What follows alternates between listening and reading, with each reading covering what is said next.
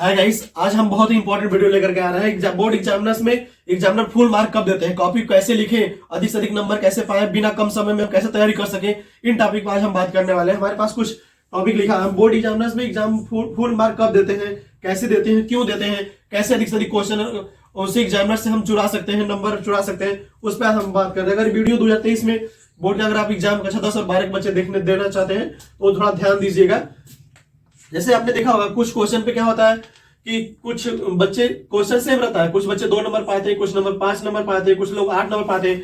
तो उनके लिखने का क्राइटेरिया होता है और क्वेश्चन को कैसे तैयार करते हैं वो चीजें हम आपको इस वीडियो में बताने का प्रयास करेंगे। ध्यान दीजिएगा।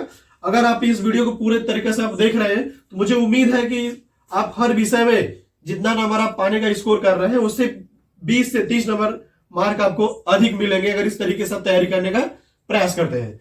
तो ठीक है, तो चलिए ध्यान दीजिए। बहुत से लोगों के दिमाग में पहले डाउट आता है, कुछ बच्चे जो एग्जामिनर्स में, कुछ लोग कोरोना काल में एग्जाम में 12th में नहीं बैठ पाए होंगे, कुछ लोग 10 में एग्जाम में बैठने वाले होंगे। फर्स्ट टाइम उनको काफी एजिटेशन रहता है, तो उनको दिक्कत होती है कि हम कैसे कॉपी को लिखें, कैसे एग्जामिनर में क्या आएगा, तो तमाम कंडीशन होता है। तो यहाँ पे मैंने लिखा है कि बोर्ड एग्जाम में कॉपी मिलते समय क्या करें।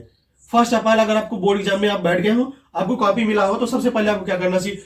फर्स्ट ऑफ ऑल आपको बोर्ड एग्जामिनेशन में 10 मिनट पहले जाकर के अपने ब्रेंच पे जो भी टेबल है एकदम स्थिरता पूर्वक बैठ जाना। कोई भी चीज पढ़ना नहीं है, एकदम माइंड को अपने रिलैक्स कर लीजिए। उसके बाद कॉपी अगर आपको मिलती है तो फर्स्ट ऑफ ऑल आपको पूरी तैयारी करने के बाद भी आपकी सब पूरा सब्जेक्ट खराब हो जाएगा अगर आप थोड़ी सी मिस्टेक करेंगे। वीडियो को आप ध्यान से देखिएगा। अब फर्स्ट ऑफ ऑल आप रोल नंबर लिख लीजिए। अगर आपकी पूरी कॉपी लिखा हुआ रोल नंबर अगर थोड़ा सा भी मिस्टेक है तो समझ लीजिए आपका पूरा कॉपी गलत हो जाएगा। सब्जेक्ट जरूर डाल दीजिए। ठीक, सब्जेक्ट बच्चे बहुत से होते हैं सब्जेक्ट नहीं डालते हैं तो वहां पे भी मिस्टेक हो जाता है। पेपर कोड जो भी आप पेपर लिखते हैं उसमें ऐसे लिखा होगा 2023 HD ऐसे करके कुछ भी करके लिखा होता है, तो उसमें पेपर कोड जो दिया रहेगा आपको पेपर में दिया रहेगा, एग्जामिनर्स बता भी देते हैं जो आपको इन्विजिलेटर्स होते हैं, पेपर कोड जरूर लिख दीजिएगा।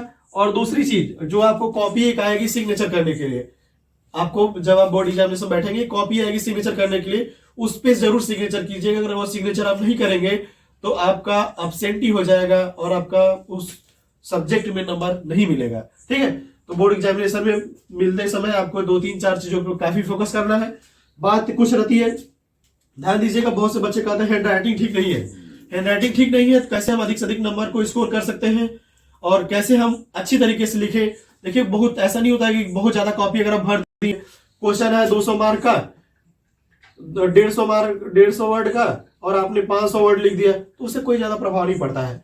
हैंड राइटिंग अभी आपके पास टाइम है। बोर्ड एग्जाम से जो 2023 में बच्चे एग्जाम देंगे उनके पास अभी 2.5 महीने का समय है, तो उनको क्या करना चाहिए कि पहले जो लॉन्ग क्वेश्चन है उसको अच्छी तरीके से लिखिए। जो भी चीजें अगर आप लिख रहे हैं जैसे उसको बिल्कुल खड़े अक्षर में सीधे लिखने का प्रयास कीजिए। जैसे मैं एक एग्जांपल बता रहा हूं, जैसे आप हिंदी का ही लिख रहे हैं तो सीधा अक्षर लिखने का प्रयास कीजिए। प्रस्तुत पद्यांश हमारी पाठ्य पुस्तक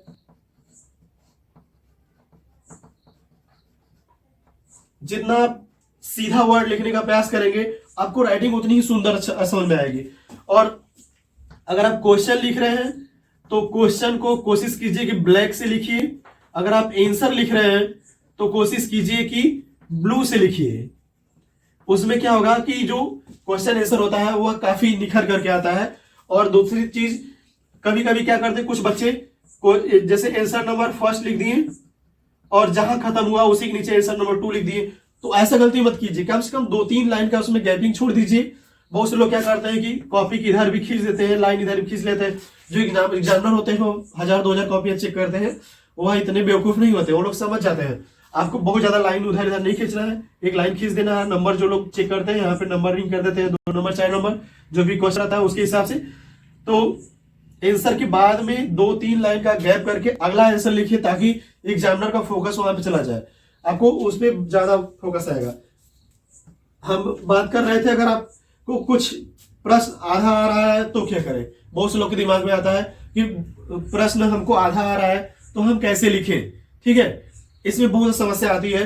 तो ऐसे में क्या करना चाहिए कि आपको कोशिश करना चाहिए। मैं एग्जांपल जैसे बता रहा हूं कि कोई भी अगर आपने उठाया हुआ है तो जैसे कोई टॉपिक आपके सामने आ गया, फॉर एग्जाम्पल में धारा घनत्व तो लिखना है, जैसे 12th का बच्चे दे रहे हैं, कोई भी चीज आपको टॉपिक लिखना है, तो अगर आपको ये टॉपिक नहीं आ रहा बट आपको फार्मूला पता है कि J इक्वल टू I/A, तो क्या होता है, I क्या है धारा, A क्या है क्षेत्रफल।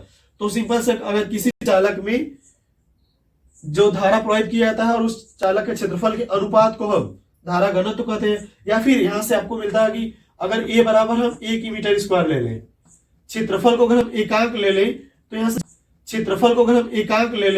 यहां से J बराबर क्या मिलेगा, I मिलेगा। तो एकांक क्षेत्रफल में प्रवाहित धारा उस चालक का क्या कहलाता है, धारा घनत्व कहलाता है। आप उसकी पूरी परिभाषा बनाकर लिख सकते हैं। अगर आपको फार्मूले थोड़े से याद है तो आप आराम से उस टॉपिक को लॉन्ग करके लिख सकते हैं, ठीक है। तो आपको कोई भी क्वेश्चन कोशिश कीजिए, क्या धारा के बारे में आपको अगर मान लीजिए टॉपिक आ गया, कोई भी टॉपिक है धारा घनत्व, क्या आपको धारा के बारे में नहीं पता है, तो धारा के बारे में मतलब कुछ लिख दीजिए।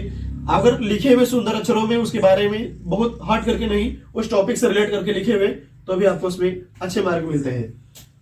कोई प्रश्न बिल्कुल नहीं आ रहा है तो क्या करें, कोई क्वेश्चन अगर आपको बिल्कुल नहीं आ रहा तो उसमें भी आपको कंडीशंस होता है। जैसे क्या करना चाहिए कि आप उसके बारे में थोड़ा सा डीपली सोचने का प्रयास कीजिए, क्या उसके बारे में कुछ हमको लेक्चर में बताया गया था, नहीं बताया गया था। तो अगर उसमें कुछ क्वेश्चन होते हैं जिसमें आर करके दिया होता है, अथवा करके दिया होता है, तो आप क्या करिए, उस क्वेश्चन को पूरा हाईलाइट ना करके, क्वेश्चन जैसे 6 का आपने ए लिखा है और 7 में नहीं आ रहा है, तो इसका बी वाला क्वेश्चन का अगर आंसर आप लिख देते हैं तभी आपको फुल मार्क उसमें मिलता है। कुछ लोग सोचते हैं कि ज्यादा पेज लिखने से ज्यादा नंबर मिलता है, ऐसा कुछ नहीं होता है।